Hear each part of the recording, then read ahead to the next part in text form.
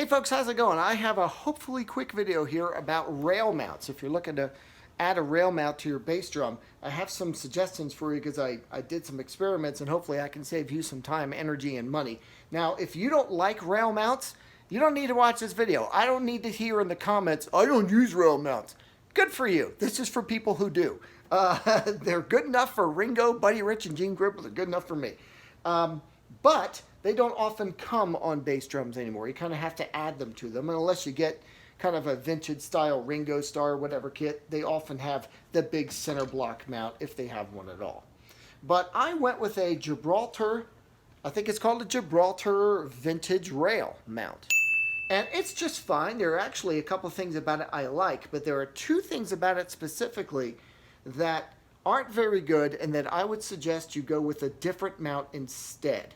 Let me move this tom really quickly for a second. So you can see this actual rail right here. This is smooth. There's no texture on it at all.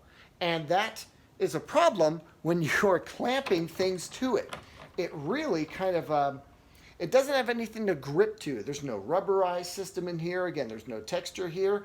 And so what you're trying to do, by the way, is maybe clamp, a tom on here, maybe a big one like that. I believe that's a 12. And while you're hitting it, it is slowly being moved forward. So your tom is hitting the top of your bass drum, and nobody wants that. But there also isn't a memory lock on there. In fact, there's no way of even making one work very well. You could find yourself maybe a memory clamp that you have of your own from something extra, and hopefully it has a hinge on it, so you can just put it around that and hook to it, because otherwise you have to take this off, take it apart, and slide it on from the side. But even then, a memory lock that you might have would definitely help you with the memory aspect. You could see, oh, it's here along the rail. It slides along the rail. But for the locking part, it'll still do this because there is no notch anywhere on here for a memory lock, which kind of sucks. So even if you have one, it isn't going to work. Unlike here, it does have some notches for you. Let me show you if I can turn this around. Gilbraltar did not include memory locks for this L-Rod.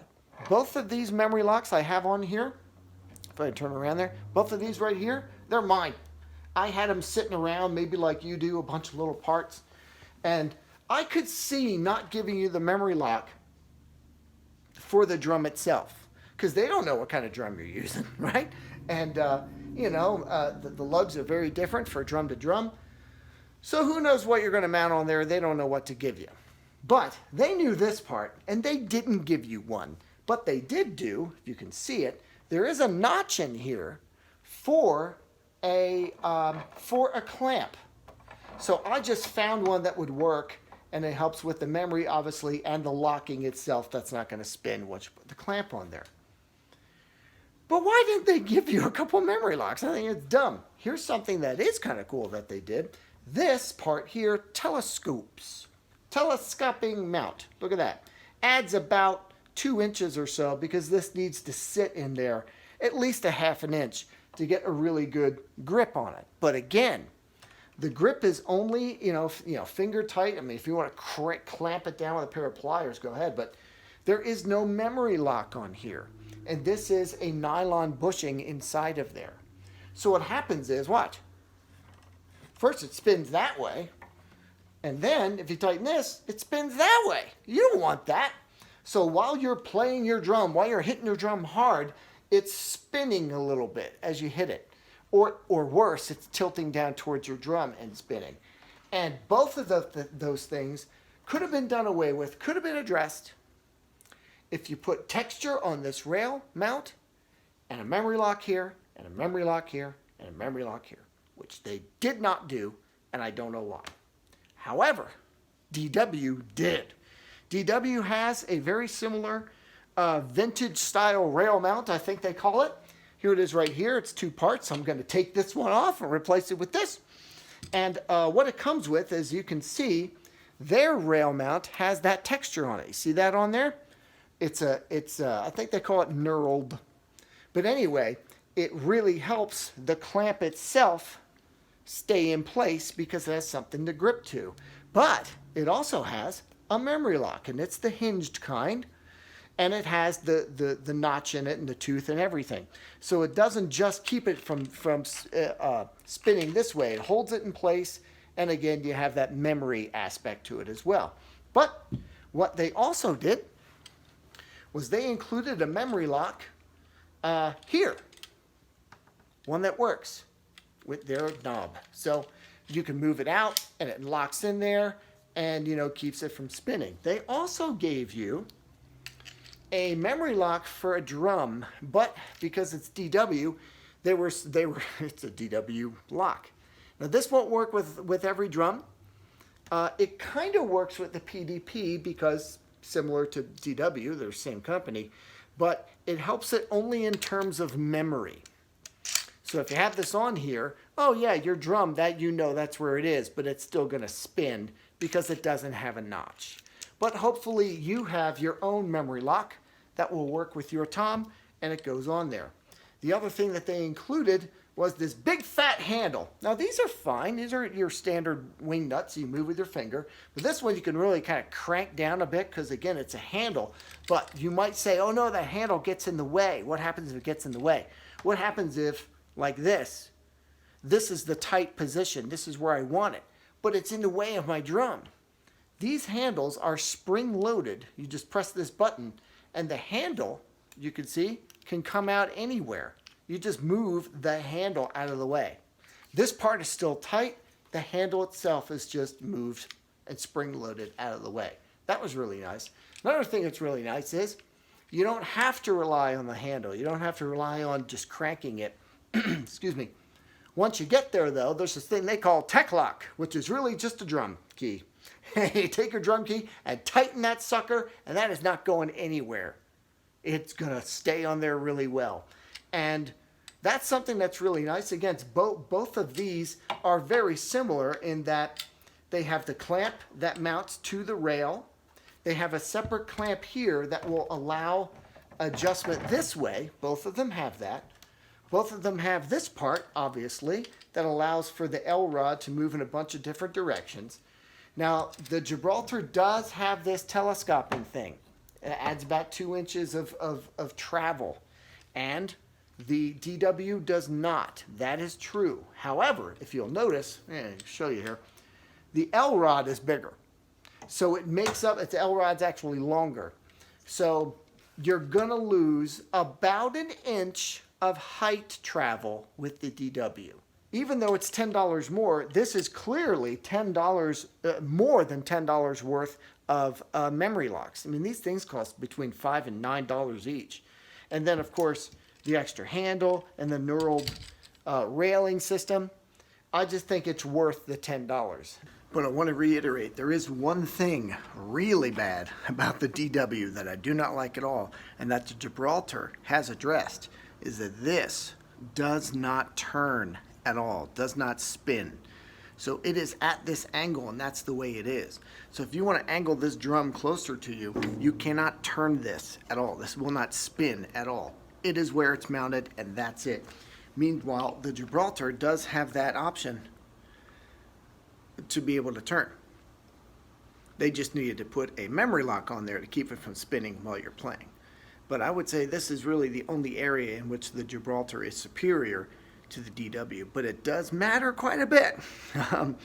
There's plenty of times I wish I could just turn this a little bit, and you just freaking can't. Now you can move the drum on the rod, but that doesn't really address the same issue as this. So anyway, mostly pros in the area of the DW relating to the Gilbraltar, but that is one big con.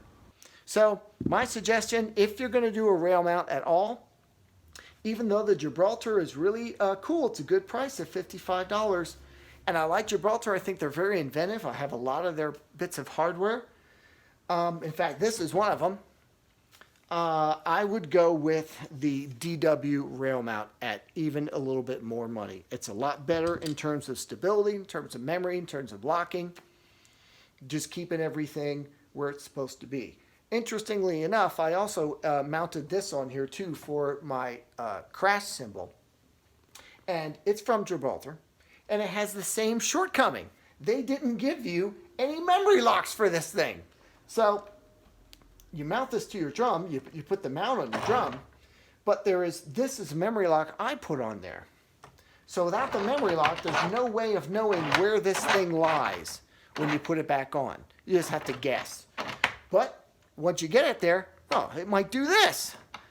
Not if you put a memory lock on it, which is what I did. There is also no memory lock for this part. This is the part that goes on top, right? Well, where do you put it? Be nice to have a memory lock, right? Well, it's a memory part, but no lock. See, it spins. There is no notch. There's nothing to memory lock with on that one. They didn't even give you the option if you have a lock at home like I do here. I think that's silly, Gilbraltar. You're normally better than that.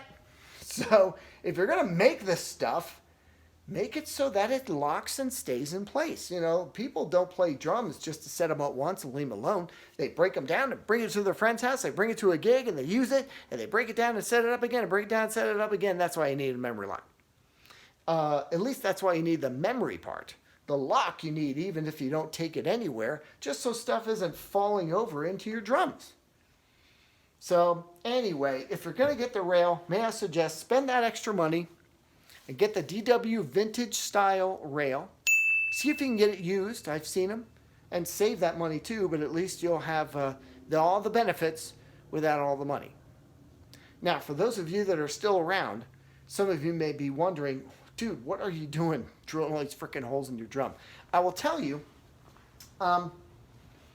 this is a virgin bass drum. It doesn't have any holes in the top, but I don't like to carry stands around. I mean, pretty much you can't get away, without a throne, a snare stand, and a hi-hat stand. I'll admit I've had a gig or two where I stood, so I didn't even use the hi-hat stand. I've had a gig or two where I've been back so far against the wall, I've sat on a radiator. But pretty much, you gotta bring a throne, and you gotta bring a snare stand, and you gotta bring a hi-hat stand. But you don't have to bring all those other stands. I don't like them. I don't like buying them. I don't like carrying them around. I don't like the weight. I don't like setting them up and tearing them down. I don't like any of that crap. So my bass drum, as far as I'm concerned, is going to earn its keep. It's the biggest drum I've got. It's heavy. It's stable. It's sitting on the ground, for God's sakes. And it's spikes. It's not going anywhere. So what I do is I mount stuff to it. And I know some people are like, no, man, true sound to the bass drum and there's lack of holes. And then they stick a freaking pillow in it. So don't even talk to me. But there is some sympathetic resonance, I guess, from when you kick the bass drum. And if your tom's on it, you'll hear a little bit of a boom and all that. I'm totally fine with that. I'm not in a studio, okay? I'm sorry, I don't care. I don't care. And nobody out there on the dance floor is going, hey, don't you hear that bass drum? You like rattle? No, they have no freaking clue. So anyway, I want my bass drum to hold my stuff. This is actually a 5-piece kit. I have a tom just out of view right there on another cymbal stand. And of course, there's a snare and the floor tom. But what I do, in fact, here, I'll show you real quick. Once you put the tom back on, hey, memory lock. There you go, Gilbraltar. Is that this holds a crash cymbal. And in fact, I have another little clamp I'm putting on for this X hat, which is going right here. It's the bass drum, boom. It's the tom holder. It's a crash holder. It's my X hat holder.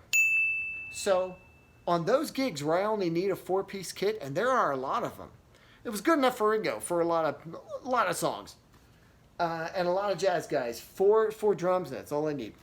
I don't bring in any other stands. The bass drum holds everything. It's so great to just put the bass drum down, put a couple things just in these little holders, and I'm done. It's great. Now, if it's kind of a rock gig and I want that extra sound, I bring in the other stand. It's a cymbal stand, holds another crash over there, and I believe that's a 10-inch. Yeah, 10, 12, 16. And it's great. And all of a sudden, I've got, 5-piece kit, and you can do basically everything with a 5-piece kit. So that's why I do it, and I think it's really cool, and no one ever goes, oh my gosh, I can hear the slightest timbre difference between the virgin bass drum and the one that has a hole in the top. Zero. Do that. But almost everyone goes, dude, well, that's cool, when they realize that everything is clamped to the bass drum. Anyway, so that's why I'm doing it. But if you're going to do something like this with a rail mount, again, I suggest the DW. And by the way, this one's going to be online used soon if you want it. Thanks for watching.